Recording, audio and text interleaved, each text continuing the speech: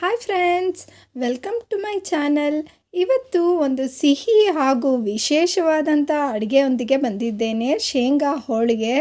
ಇದಕ್ಕೆ ಮೊದಲನೇದಾಗಿ ನಾನಿಲ್ಲಿ ಕಣಕ ರೆಡಿ ಮಾಡ್ಕೊಳ್ಳೋಕ್ಕೋಸ್ಕರ 1 ಕಪ್ನಷ್ಟು ಮೈದಾ ಹಿಟ್ಟು ಹಾಗೆ 1/4 ಕಪ್ನಷ್ಟು ಚಿರೋಟಿ ರವೆನ ಹಾಕೋತಾ ಇದ್ದೀನಿ.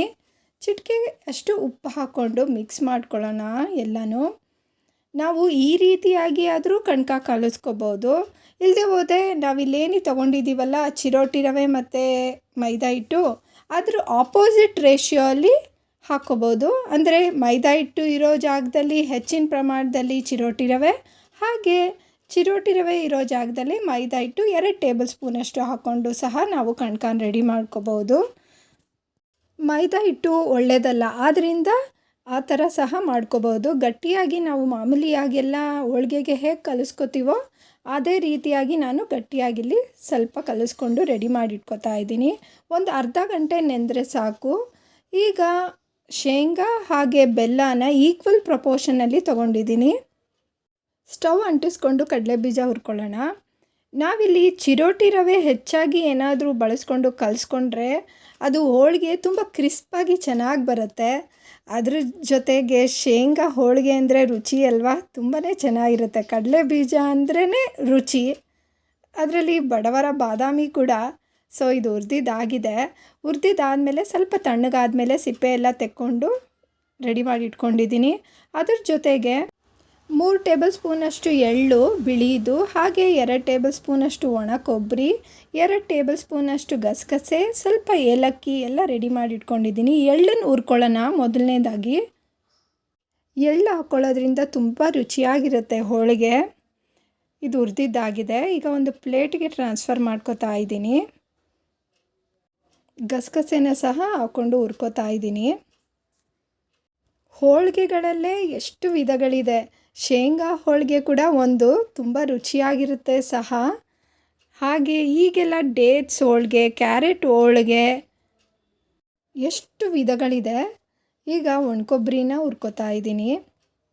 ಸ್ವಲ್ಪ ಬೆಚ್ಚಗಾದರೆ ಸಾಕು ಇದು. ಇನ್ನೇನು ಹಬ್ಬಗಳು ಹತ್ರ ಬರ್ತಾ ಇದೆ. ಅದರಲ್ಲೂ ಯುಗಾದಿ ಹಬ್ಬ ಅಂದರೆ ವರ್ಷದ ಮೊದಲನೇ ಹಬ್ಬ.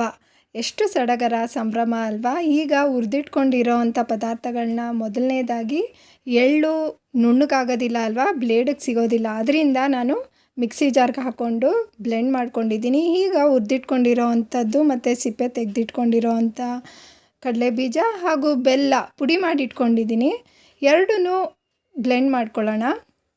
ಹಬ್ಬ ಬಂತು ಅಂದ್ರೇ ಲೇಡೀಸ್ಗಳಿಗೆ ಏನು ಮಾಡೋದಪ್ಪ, ಸ್ವೀಟ್ ಏನು ಮಾಡೋದಪ್ಪ ಅಂತ ಮಕ್ಕಳು ಅದರಲ್ಲೂ ವೆರೈಟೀಸ್ ಕೇಳ್ತಾರಲ್ಲ, ಇದಂತೂ ತುಂಬ ಖುಷಿಯಾಗಿ ಇಷ್ಟಪಟ್ಟು ತಿಂತಾರೆ. ಈಗ ಒಂದು ಬಟ್ಲಿಗೆ ಪುಡಿನ ಟ್ರಾನ್ಸ್ಫರ್ ಮಾಡ್ಕೋತಾ ಇದ್ದೀನಿ. ಇದಕ್ಕೆ ನೀರು ಅಥವಾ ತುಪ್ಪ ಹಾಕ್ಕೊಂಡು ಏನು ಉಂಡೆ ಕಟ್ಕೊಳ್ಳೋದು ಬೇಡ, ಹಾಗೆಯೇ ಫಿಲ್ ಮಾಡ್ಕೋತೀನಿ. ಇವಾಗ ಸ್ವಲ್ಪ ಏಲಕ್ಕಿ ಹಾಕ್ಕೊಳ್ಳೋಣ. ನಾವೀಗ ಕಣಕ ಏನು ರೆಡಿ ಮಾಡಿ ಇಟ್ಕೊಂಡಿದ್ದೀವಲ್ಲ ಅದನ್ನು ಸ್ವಲ್ಪ ಉಂಡೆ ತೊಗೊಂಡು ಹೊಸ್ಕೋತಾ ಇದ್ದೀನಿ. ಹಸಿಟ್ಟು ಹಾಕ್ಕೊಂಡು ಎಣ್ಣೆ ಹಾಕ್ಕೊಂಡಿರಲಿಲ್ಲ ನಾನು, ಅದರಿಂದ ಇದು ಡ್ರೈ ಆಗಿ ಮಾಡ್ಕೊಳ್ಳೋದ್ರಿಂದ ತುಂಬ ದಿನ ಇಡ್ಬೋದು ಸಹ. ಈಗ ಫಿಲ್ ಮಾಡಿಕೊಂಡು ನಾವು ಆ್ಯಸ್ ಇಟ್ ಈಸ್ ನಾವು ಹೇಗೆ ಒಬ್ಬಟ್ಟಿಗೆ ಫಿಲ್ ಮಾಡಿಕೊಂಡು ಪ್ಯಾಕ್ ಮಾಡಿಕೊಂಡು ಮಾಡ್ತೀವಲ್ಲ ಅದೇ ರೀತಿಯಾಗಿ ಸ್ವಲ್ಪ ಪ್ಯಾಟ್ ಮಾಡಿಕೊಂಡ್ರೆ ಎಲ್ಲ ಪುಡಿನೂ ಸುತ್ತಲೂ ಹರಡುತ್ತೆ. ಆದಮೇಲೆ ಒಸ್ಕೊಂಡ್ರೆ ತುಂಬಾ ತೆಳ್ಳಗೆ ಚೆನ್ನಾಗಿ ಬರುತ್ತೆ. ಈಗ ಹಂಚು ಕಾದಿದೆ, ಅದ್ರ ಮೇಲೆ ಹೋಳಿಗೆನ ಹಾಕ್ಕೊಳ್ಳೋಣ. ಸ್ವಲ್ಪ ಎಣ್ಣೆ ಹಾಕ್ಕೋತೀನಿ. 2 ಸೈಡು ಚೆನ್ನಾಗಿ ಬೇಯಿಸ್ಕೊಳ್ಳೋಣ.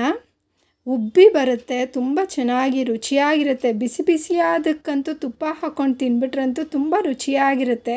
ಶೇಂಗಾ ಅಂದ್ರೇ ಹಾಗೆ ಅಲ್ವಾ, ಶೇಂಗಾನೇ ರುಚಿ ಕೊಡುತ್ತೆ. ಅದರಿಂದ ಇದೇ ರೀತಿಯಾಗಿ ಇನ್ನು ಉಳಿದಿದ್ದೆಲ್ಲ ಮಾಡ್ಕೋತಾ ಇದ್ದೀನಿ. Thank you for watching. Bye.